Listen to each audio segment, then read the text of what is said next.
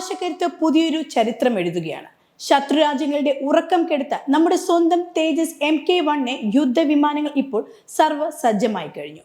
ആധുനിക വ്യോമയുദ്ധങ്ങളുടെ ഗതി തന്നെ മാറ്റാൻ ശേഷിയുള്ള ബ്രിട്ടീഷ് നിർമ്മിത അസ്ത്ര മിസൈലുകൾ തേജസിന്റെ ചിറകുകളിൽ ഇടം പിടിക്കുമ്പോൾ ഇന്ത്യൻ പ്രതിരോധം ഒരു പുതിയ യുഗത്തിലേക്ക് കടക്കുകയാണ്.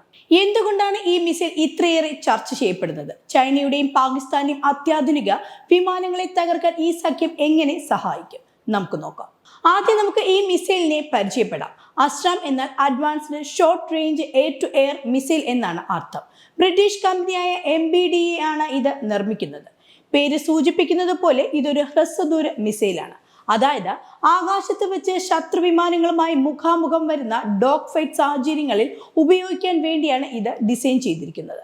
ആധുനിക വ്യോമയുദ്ധങ്ങളുടെ ഗതി തന്നെ മാറ്റാൻ ശേഷിയുള്ള അസ്ത്ര മിസൈലുകൾ ശത്രു വിമാനങ്ങൾക്ക് ഒരവസരം പോലും നൽകാതെ ലക്ഷ്യം കാണുന്ന വിസ്മയിപ്പിക്കുന്ന സാങ്കേതിക വിദ്യയാണ് കാഴ്ചവെക്കുന്നത്. ശബ്ദത്തേക്കാൾ 3 ഇരട്ടിയിലധികം വേഗതയിൽ സഞ്ചരിക്കാൻ ശേഷിയുള്ള ഈ മിസൈൽ യുദ്ധവിമാനങ്ങൾക്ക് പ്രതികരിക്കാൻ പോലും സമയം നൽകാതെ മിന്നൽ വേഗത്തിൽ ലക്ഷ്യസ്ഥാനത്തെത്തുന്നു. സാധാരണ ഹ്രസ്വദൂര മിസൈലുകളെ അപേക്ഷിച്ച് 25 കിലോമീറ്ററിന് മുകളിൽ ദൂരപരിധി ഉള്ളതിനാൽ ദൂരത്തു നിന്ന് തന്നെ ശത്രുവിനെ തകർക്കാൻ ഇതിന് സാധിക്കും. ഏറ്റവും പ്രധാനമായി ഇതിലെ ഇമേജിംഗ് ഇൻഫ്രാറെഡ് സാങ്കേതിക വിദ്യ വിമാനത്തിന്റെ എഞ്ചിനിൽ നിന്നുള്ള താപം കൃത്യമായി തിരിച്ചറിഞ്ഞ് പിന്തുടരുന്നതിനാൽ ശത്രുവിമാനം എത്ര പ്രത്യാക്രമണങ്ങൾ നടത്തിയാലും ലക്ഷ്യം തെറ്റാതെ തകർക്കാൻ അസ്ത്രമിന് കഴിയും. ഇതുവരെ ഇന്ത്യൻ തേജസ് വിമാനങ്ങളുടെ പ്രധാന കരുത്ത് റഷ്യൻ നിർമ്മിത R-73 മിസൈലുകളായിരുന്നു. എന്നാൽ ആധുനിക യുദ്ധതന്ത്രങ്ങൾ മാറുന്നതനുസരിച്ച് കൂടുതൽ കൃത്യതയും പ്രതിരോധ ശേഷിയുമുള്ള ആയുധങ്ങൾ അനിവാര്യമായിരിക്കുന്നു. ശത്രുവിന്റെ അതിനൂതനമായ ജാമിംഗ് സിസ്റ്റങ്ങളെ അതിജീവിച്ച് ലക്ഷ്യം കാണാൻ അസ്ത്ര മിസൈലുകൾക്ക് പ്രത്യേക കഴിവുണ്ട്.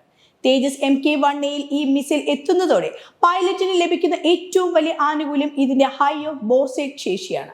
അതായത് ശത്രു വിമാനത്തിന്റെ നേരെ മുന്നിൽ വരണമെന്ന് നിർബന്ധമില്ല. പൈലറ്റ് തന്റെ ഹെൽമെറ്റിലെ അത്യാധുനിക ഡിസ്പ്ലേ വഴി ശത്രുവിനെ എവിടെയാണോ നോക്കുന്നത് ആ ദിശയിലേക്ക് മിസൈൽ തൊടുക്കാൻ സാധിക്കും. ലളിതമായി പറഞ്ഞാൽ പൈലറ്റിന്റെ കണ്ണിൽ പെടുന്ന ശത്രു വിമാനത്തിന്റെ കഥ അവിടെ തീർന്നു എന്ന് സാരം. എന്തിനാണ് ഇന്ത്യ ഇപ്പോൾ ഇങ്ങനെയൊരു നീക്കം നടത്തുന്നത്? ഉത്തരം ലളിതമാണ്. നമ്മുടെ അയൽക്കാരുടെ വെല്ലുവിളി. ചൈനയുടെ പക്കൽ PL-10 പോലുള്ള അത്യാധുനിക മിസൈലുകളുണ്ട്. അവയെ നേരിടാൻ നമ്മുടെ തേജസിന് കൂടുതൽ കരുത്തുള്ള ആയുധങ്ങൾ വേണം. മറ്റൊരു പ്രധാന കാര്യം, ഇന്ത്യയുടെ ജാഗ്വാർ വിമാനങ്ങളിൽ ഇപ്പോൾ തന്നെ അസ്ത്രം ഉപയോഗിക്കുന്നുണ്ട്. അത് തേജസിലേക്കും കൂടി കൊണ്ടുവരുന്നതോടെ വ്യോമസേനയ്ക്ക് ആയുധങ്ങളുടെ പരിപാലനം എളുപ്പമാകും. കൂടാതെ ഈ മിസൈലുകൾ ഇന്ത്യയിൽ തന്നെ നിർമ്മിക്കാനുള്ള കരാറുകൾ ഭാരത് ഡൈനാമിക്സ് ലിമിറ്റഡും ബ്രിട്ടീഷ് കമ്പനിയും തമ്മിൽ ഒപ്പിട്ട് കഴിഞ്ഞു. ഇത് ആത്മനിർഭർ ഭാരത് പദ്ധതിക്ക് വലിയ കരുത്താണ്. 2026 റിപ്പോർട്ടുകൾ പ്രകാരം തേജസ് MK-1 അസ്ത്രം ഘടിപ്പിക്കുന്നതിനുള്ള പ്രാരംഭ പരീക്ഷണങ്ങൾ വിജയകരമായി പൂർത്തിയായി കഴിഞ്ഞു. ഇതിന്റെ സോഫ്റ്റ്വെയർ ഇന്റഗ്രേഷൻ ജോലികൾ ഹിന്ദുസ്ഥാൻ എയറോനോട്ടിക്സ് ലിമിറ്റഡ് വേഗത്തിലാക്കുന്നുണ്ട്. വരും മാസങ്ങളിൽ കൂടുതൽ ലൈവ് ഫയറിംഗ് പരീക്ഷണങ്ങൾ നമുക്ക് പ്രതീക്ഷിക്കാം.